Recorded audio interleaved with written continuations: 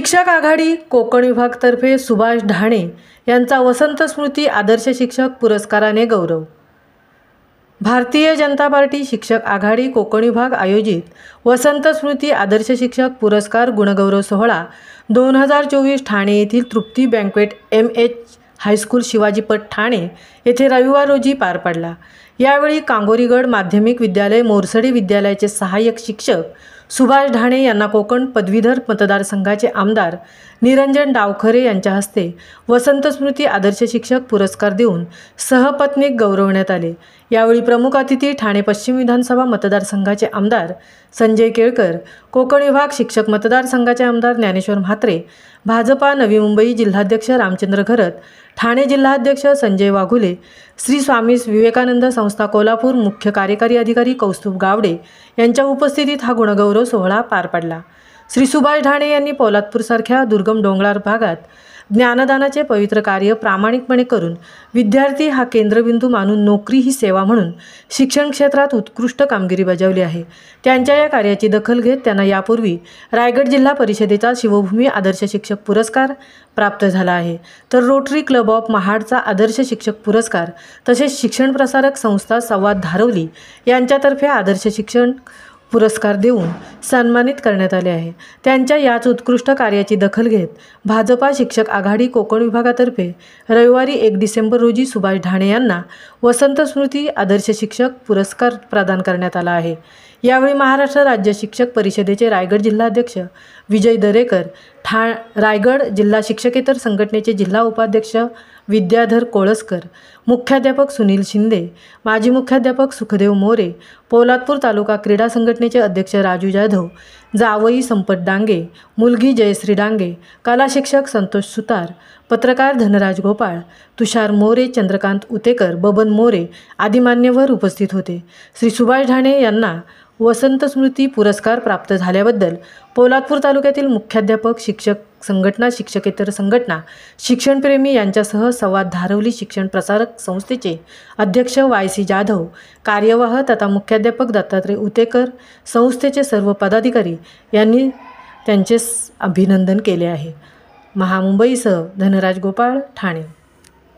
आयुष्यभर लक्षात राहिलेली आहे, त्याच्यामुळे एखाद्या वेळी काय आता रट्टा मारण्याचा पण जिया आणावा लागेल की काय, पण कोकणातल्या विद्यार्थ्यांना काही गरज नाही।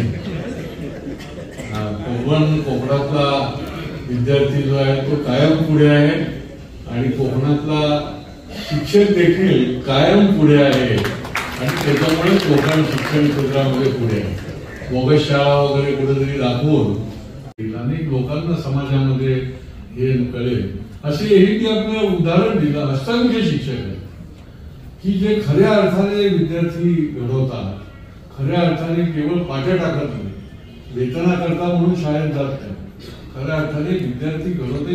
पुढची पिढी घडवणार कोण नाही तर आता यांनी उदाहरण दिलं निर्णयाचं, हे जग सगळं जवळ आलंय इंटरनेटच्या युगामध्ये, तर विद्यार्थ्याला घडवण्याचं कसं जे शिक्षकालाच करायला आहे। जास्त वेळ शिक्षकच असतो, पालक सुद्धा किती अटेंड करू शकतात, काय करतात हे सगळं निर्णया आर्थिक अर्थार्जनाच्यामुळे पालकही शहरी भागात इतके व्यस्त असतात आणि त्याच्यामुळे हे देखील त्यांना हायलाइट करणं हे देखील मला वाटतं गरजेचं आहे। चांगलं काम करणारे पण शिक्षक आहेत।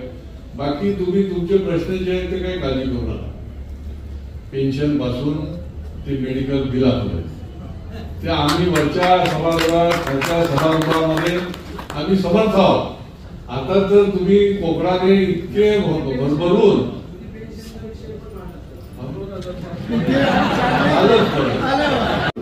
मंचावरच्या सर्व पाहुण्यांचा आभार खऱ्या अर्थाने व्यक्त करतो, कारण आज गडबडीचा दिवस असतानाही आपण सगळ्यांनी वेळात वेळ या इकडे काढला।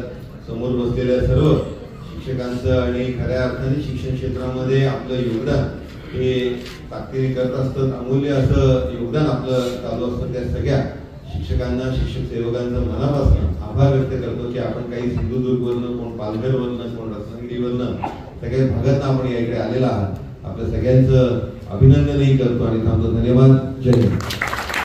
आणि त्या दृष्टिकोनाने मी काही फार लांब लचक या इकडे भाषण करणार नाही, फक्त आवर्जून आपल्याला या इकडे सांगू इच्छितो की केळकर साहेब, आपण सुरुवात केली जसं विकास पाटील सरांनी सांगितलं की आपण 100-125 पुरस्कारांनी सुरू केलं आणि टप्प्याटप्प्याने या पुरस्काराची मागणीही वाढू लागली. म्हणजे भांबरे सर आणि विकास पाटील सर या लोकांनी ऑनलाईन पद्धतीने या सगळ्या गोष्टी ज्यावेळेस क्लोज करत आल्या, गागस सर त्यांची सगळी टीम याच्यामध्ये फार मोठ्या प्रमाणात मदत करत असते. राजपूत सरांचा आम्हाला या कार्यक्रमाच्या आयोजनमध्ये फार मोठा हातभार लागतो आणि त्या सगळ्या गोष्टी करत असताना ज्यावेळेस शेवटचे 1-2 दिवस येतात त्यावेळेस मलाही फोन यायला सुरुवात होतात की आमची नावं राहून गेलीत, आमची नावं राहून गेली. पण एकदा ती ऑनलाईन पद्धती बंद झाल्यानंतर काही नावं ऍड करणं कठीण होऊन जातं. पण ही फोन येणं ही एका अर्थी एक चांगला संकेत आहे असं मी मानतो. आणि आपले हे दरवर्षी पुरस्कार असतात, त्याच्यामुळे आपल्याला खऱ्या अर्थाने समाजासाठी जे काम करतात, जे राबतात, त्या सगळ्या शिक्षकांच्या साठी हा सन्मानाचा कार्यक्रम आपण आयोजित करतो.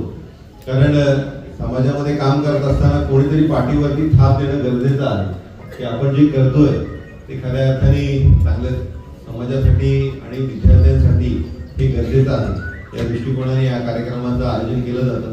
कार्यक्रमाचं आयोजन झालं, त्याच्यानंतर टप्प्याटप्प्याने पुरस्कारांची संख्या वाढत गेली. त्याच्यानंतर गेली 2 वर्ष विकास पाटील सरांनी नॉन टीचिंगलाही आपण याच्यामध्ये घेतलं पाहिजे याच्या संदर्भातली मागणी धरली, तेही आपण यावर्षी नॉन टीचिंगलाही घेतलं आणि आता हळूच त्याने अजून एक विषय काढला की आता आपण आदर्श शिक्षक पण घेतलं पाहिजे. आदर्श शाळातही पुरस्कार घेतला पाहिजे. तर आपण घ्यावं का? सगळ्यांचं एकमत असेल तर घ्यावं. तर निश्चितपणे सर पुढच्या याच्यामध्ये आपण आदर्श शाळा, पण आदर्श शाळा पुरस्कार किती शाळेला द्यायचा हेही ठरवणं तेवढंच गरजेचं राहील. त्या पद्धतीचं संस्था ही संस्था शिक्षण महर्षी डॉक्टर बापूजी साळुंखे यांनी स्थापन केली. शिक्षण महर्षी डॉक्टर बापूजी साळुंखे स्वातंत्र्यवीर सैनिक होते आणि मिळालेल्या स्वराज्याचं सुराज्य करायला पाहिजे यासाठी या स्वामी विवेकानंद शिक्षण संस्थेची त्यांनी स्थापना केली आणि आपल्या सगळ्या शिक्षकांना ते गुरुदेव कार्यकर्ते म्हणून प्रेरित म्हणजे संबोधायचे.